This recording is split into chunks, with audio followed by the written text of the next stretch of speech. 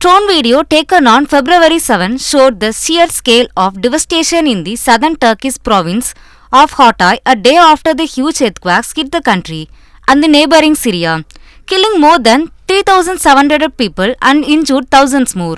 Drone footage captured gave a bird's eye view of Hatay's landscape littered with mounds of rubble from collapsed buildings.